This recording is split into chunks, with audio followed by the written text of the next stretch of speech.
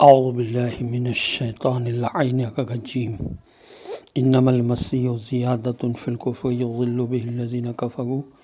یحلونہ عاما ویحرمونہ عاما لیواطئوا عدۃ ما حرم اللہ ویحل ما حرم اللہ زین لهم سوء اعمالهم واللہ لا یہدی القوم الکافرین۔ السلام علیکم ورحمۃ اللہ وبرکاتہ۔ پہلے تو میں معذرت خواہ ہوں کہ پچھلی آڈیو میں نے سورہ مبارکہ توبہ کی آیت نمبر 36 مکمل تلاوت نہیں کی تھی، یعنی وَاعْلَمُوا أَنَّ اللَّهَ مَعَ الْمُتَّقِينَ رہ گیا تھا، اور اس کا ترجمہ یہ رہ گیا تھا کہ یہ بات خوب اچھی طرح سے جان رکھو کہ خدا ان لوگوں کے ساتھ ہے جو فرائض الہیہ کو ادا کرتے ہوئے برائیوں سے بچتے رہتے ہیں۔ اس وقت الحمدللہ میں نے سورہ مبارکہ توبہ کی آیت نمبر 37 کی تلاوت کا شرف حاصل کیا، جس کا ترجمہ یہ ہے کہ مہینوں میں رد و بدل کرنا کفر میں مزید کفر کا اضافہ کرنا ہے، جس سے وہی لوگ گمراہ ہوتے ہیں جو حقیقتوں کا انکار کرتے ہیں۔ وہ کسی سال تو کسی مہینے کو جنگ کے لیے حلال کر دیتے ہیں اور کسی سال اسی مہینے کو حرام کر دیتے ہیں، تاکہ اللہ کے حرام کیے ہوئے مہینوں کی تعداد کو بھی پورا کر دیں اور اللہ کا حرام کیا ہوا مہینہ جنگ کے لیے حلال بھی کر لیں۔ ان کے برے اعمال ان کے لیے خوبصورت اور اچھے بنا دیے گئے ہیں، یعنی ان کو اپنے برے اعمال بہت اچھے لگتے ہیں، اور اللہ منکرین حق کو منزل مقصود تک نہیں پہنچایا کرتا۔ تفسیر صافی میں اس آیت کے ذیل میں لکھا ہے کہ اس آیت کے نزول کا سبب یہ ہوا کہ بنی کنانہ کا ایک شخص حج کے موقع پر، جسے عرب موسم کہتے تھے، کھڑے ہو کر یہ اعلان کر دیا کرتا تھا کہ اس سال میں ماہ صفر کو میں محرم قرار دیتا ہوں، اور جب دوسرا سال حج کا آتا تو یہ کہہ دیتا کہ اس سال میں نے ماہ صفر کو لوند قرار دے دیا ہے،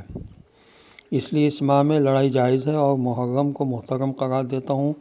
اسی کے متعلق یہ آیت نازل ہوئی۔ کافروں نے ایک گمراہی یہ بھی نکال لی تھی کہ آپس میں لڑتے، مگر اس دوران محرم آ جاتا تو اس کو ہٹا دیتے، کہتے کہ اب کے برس سفر پہلے آ گیا، محرم پیچھے آئے گا۔ اس طرح وہ ماہ محرم میں لڑنے کا ہیلہ بنا لیتے۔ یہ موضوع القرآن میں لکھا ہے۔ اب آپ کتنی آسانی سے فیصلہ کر سکتے ہیں کہ وہ مسلمان جو بنی امیہ کی خاطر فرزند رسول صلی اللہ علیہ وسلم کو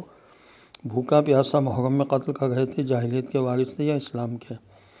تفسیر تبیان میں لکھا ہے اس آیت کے ذیل میں، کیونکہ عرب کے لوگوں کا گزر بسر ہی لوٹ مار پر تھا، اس لیے 3 مہینے مسلسل محترم ہونے کی وجہ سے وہ اپنے روزگار سے محروم ہو جاتے تھے، اس لیے وہ محرم کی جگہ سفر کا اعلان کر کے محرم میں لوٹ مار کرنے لگتے اور پھر سفر میں محرم منا لیتے۔ گویا اس عمل کا سبب معاشی تھا، وہ اپنے معاش کے لیے یہ کام کرتے تھے۔ اس لیے انسان کو توجہ جو ہے دینا چاہیے کہ وہ کس زمانے میں زندگی گزار رہا ہے اور یہ زمانہ کتنے دن کا ہے۔ حضرت علی علیہ السلام کی حدیث ہے بحر الانوار کی جلد 78 صفحہ 44 پر کہ زمانے کے 2 دن ہیں، ایک دن تیرے حق میں ہوتا ہے اور ایک دن تیرے خلاف، لہذا جو دن تیرے حق میں ہو اس میں نہ اترا، اور جو دن تیرے خلاف ہو اس میں غم نہ کھا، کیونکہ دونوں دنوں سے تیری آزمائش ہو رہی ہے۔ بحر الانوار کی جلد 78 صفحہ 13 پر حضرت علی علیہ السلام کی یہ حدیث ہے کہ زمانے کے 2 دن ہیں، ایک تیرے حق میں، دوسرا تیرے خلاف، پر جو دن تیرے حق میں ہو اس میں تو اکڑ نہ جا، اور جو تیرے خلاف ہو اس میں تنگدلی کا اظہار نہ کر۔